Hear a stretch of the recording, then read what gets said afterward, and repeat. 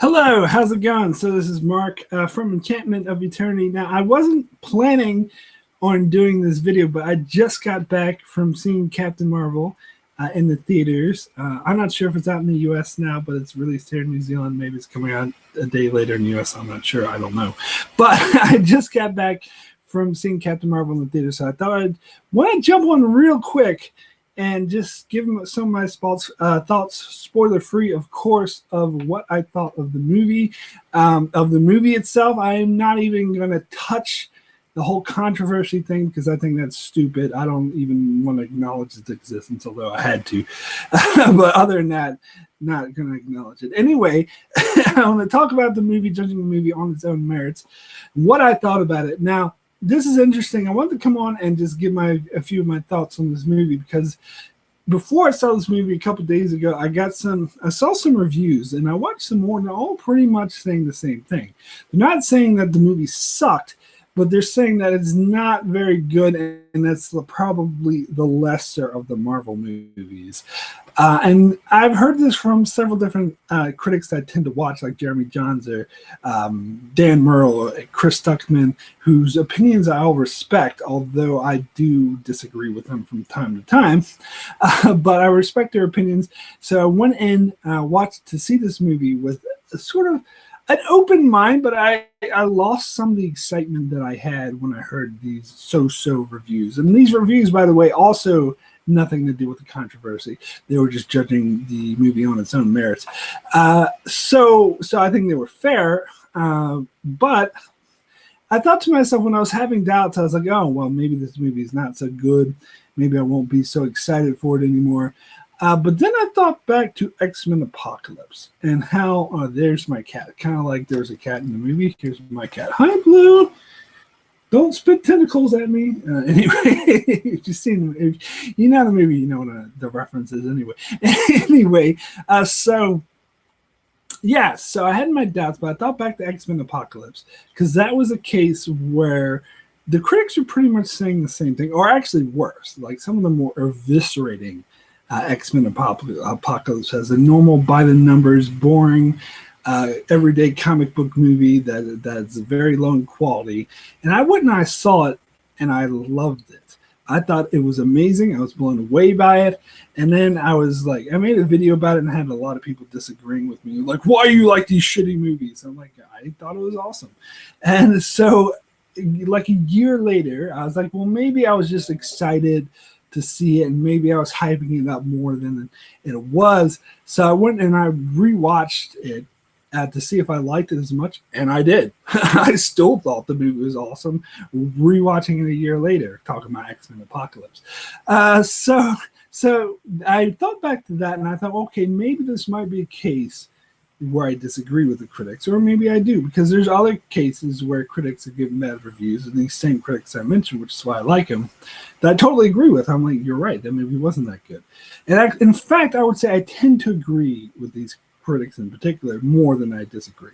So I thought, well, maybe they are right. So I went to the movie, kept an open mind, and this is another X-Men Apocalypse case. And I feel like this might be another case of X-Men Apocalypse where everyone's telling me the movie sucks, but I'm like, actually, I really like this movie. Yeah, because I think it has an 81% on Rotten Tomatoes at the moment, which is a decent score, but you have to remember those Rotten Tomatoes scores are good or bad. So 81% thinks it's good as opposed to bad, which doesn't necessarily mean they give it a high score, if you know what I'm saying. Because I think a lot of these critics who do rate it as fresh are saying it's like barely fresh, like it's a C or C plus or B minus, which I disagree with. So I think this is another case where I'm going to be fighting people about, and I'm not even going to engage with people who bring up the controversy because that's bullshit, but just about the quality of the movie itself. I feel like this will be another case where I'm going to be a minority saying, hey, this movie is actually great.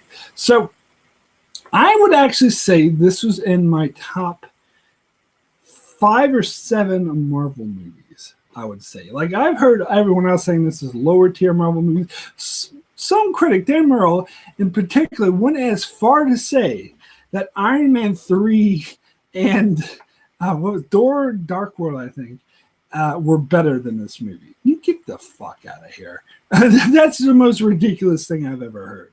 No. This movie is far superior to those movies. Yeah, I would put it like, I don't know. It's still fresh in my mind. I had to give it some time, maybe see it again to get a definitive rating. But if you see, I did this video. It's actually featured on my website at the moment where I ranked all the Marvel movies. Well, I did this with 3 other people, but I had my own rankings. And I'm trying to remember the way I had ranked. Thor Ragnarok was number 1, and I'm sticking by that. That's another thing a lot of people disagree with me on. My number 2 was Spider-Man: Homecoming. My number 3 was, I think, Guardians. No, not Guardians. What was my number 3? No. My number 2 was Captain America: Winter Soldier. Sorry. Number 2 was Captain America: Winter Soldier. Number 3 was Spider-Man: Homecoming. Number 4 was Avengers. Number 5, Guardians of the Galaxy. And I think 6, Doctor Strange. And 7 was, I think, Black Panther. I think Captain Marvel for me would probably be somewhere around the 6 or 5 range, up there with Doctor Strange and Guardians of the Galaxy. Better than Black Panther. I'm saying I think that movie's a bit overrated, honestly. And the other thing I mentioned when I did my ranked all 20 Marvel movies is that the majority of the movies could, like 10 of them, I think, would be tied, a 10-way tie. They all get like a 7 out of 10 for me. And there's only 5 at the bottom I thought were shit, and 5 at the top I thought were amazing. And Captain Marvel, I would give it an 8 out of 10. So that puts it above all the middling 7s. Like, I think it's better than Avengers: Infinity War, first of all. And I don't know if it's better than the first Avengers movie, but it's definitely better than Captain America: The First Avenger. That's bottom tier for me. But yeah, so to me, it reminds me a lot of Doctor Strange, which, as I said, I ranked at number 6. And I think this is kind of tied for that. I would have to give some thought on whether or not I think this is better than Doctor Strange, or if I think Doctor Strange is better. But yeah, and I might even be up there with Guardians for me, to be frank. And the reason why I like this movie and why I pointed out specifically, yeah, I quack at it. He said Kitty. Yeah, that's right. Where'd he go? No, he's lying down. I can't see him. But anyway, the cat in Captain Marvel was really cute there as well. It was a good part of the movie. A lot of people liked it. Anyway, the reason why I brought up Avengers: Infinity War specifically is because that movie, I think, is a prime example of a movie that was bogged down, too many characters, too much action, too much, ooh, the fate of the world, blah, blah, Skybeam, not that I didn't like Avengers: Infinity War, because I did. I was actually really impressed with how they juggled all the characters, but there were just too many moments in that movie that I didn't buy, that was just too high stakes. And the reason why I like Captain Marvel, and also why I like Doctor Strange, which is why I'm kind of equating to it, is because it's more of a personal story. I mean, yes, there is some stakes. Yes, Earth is put in danger, but they don't put too much of an emphasis of the overblown, like, Skybeam action. It's behind it all is a personal, it felt very personalized character story, which I felt was a bit less complicated, I should say. And that's kind of ironic, because you get to most of these critics, and they will say the film was too complicated. It was trying to do too many things at once, which I disagree with. They said that the character of Carol Danvers didn't come off very strongly. Also disagree with that. Several people said that she was too perfect and came off as didn't have a vulnerable side. Or did they watch the same movie as I did? I saw a completely vulnerable side. I saw a really dynamic character. I don't know what the fuck movie these critics are watching. Probably a different one than I saw. That's what it seems like to me anyway, because I thought this character was very vulnerable. She didn't come off as too perfect and unstoppable. In fact, like, for the powers that she has, and she's been established as like the Superman of the Marvel Universe, like she's that powerful, I think they did an amazing job of humanizing, because that's a hard sell. And I talked about this before, the Superman problem. Someone who's that perfect, that indestructible, that powerful, that awesome, it's hard to make them dynamic. It's hard to make them interesting. And I think Superman movies had a hit and miss results with dealing with this. And so a character like Captain Marvel will inherently have the same Superman dilemma. And I think the way they handled it was amazing. I think they did a great job of humanizing this character, making her seem vulnerable. I mean, there was moments there where she nearly got killed and the other people were kicking her ass. I don't know what the fuck these other critics are talking about, saying that she wasn't vulnerable, she was too perfect. They must have seen a different movie. That's the only thing I'll say. Must have been. I don't know. And I mean, granted, I do agree with them on some places. Like the place where I agree with them the most is that there's this reveal. It's like, because it's a prequel, it's set in the 90s. There's this reveal towards the end of the movie that's really like, oh, that's how that happened, which is really cheesy. So I definitely agree with them there. That was so cheesy. I'm like, really? That's stupid.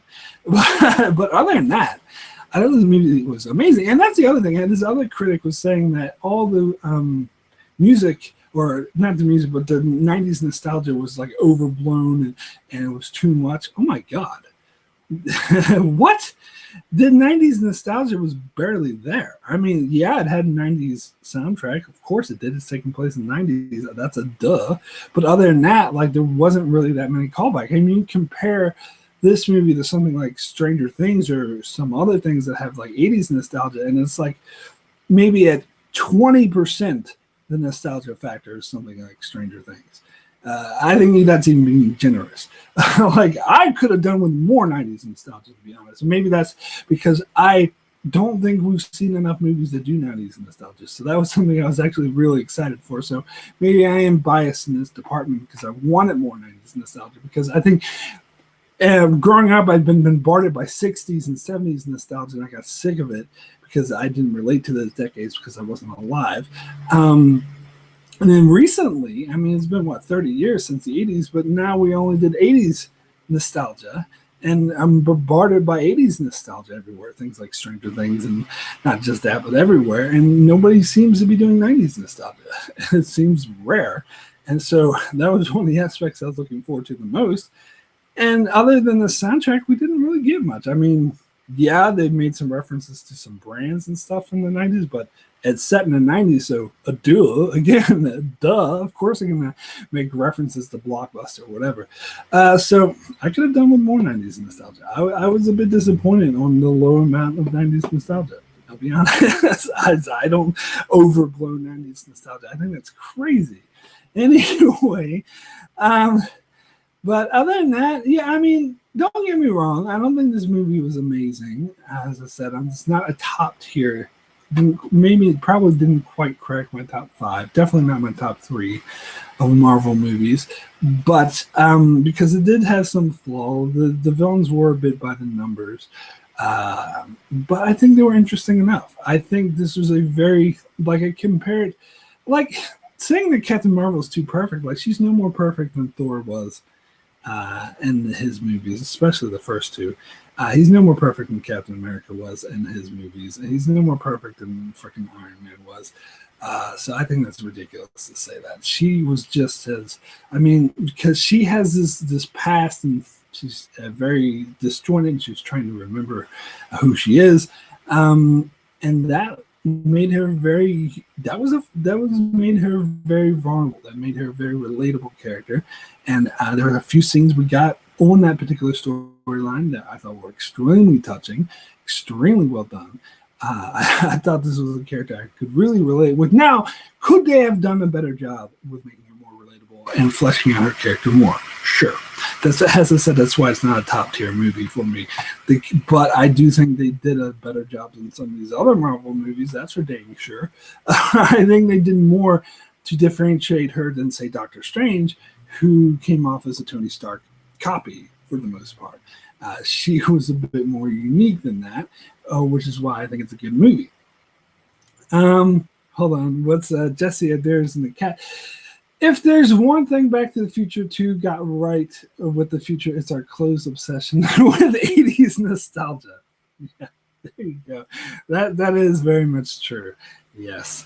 Anyway, yeah, so I enjoyed the film. I didn't think it was the best, but I thought it was very, and I think this whole thing about it being all over the place, I totally disagree with. I think the story It's very straightforward. And I do think this is similar to X-Men Apocalypse. This is a case where a lot of people are letting the behind-the-scenes knowledge or comic book or extra knowledge sort of skew their perspective. And the reason why I'm saying with that was X-Men Apocalypse. A lot of people are like thinking, oh, there were reshoots, or we didn't see more of Storm, and how come we didn't see more of Psylocke and stuff like that. But that's not judging the movie on its own merits. That's taking external knowledge and let it influence your viewing experience of the movie.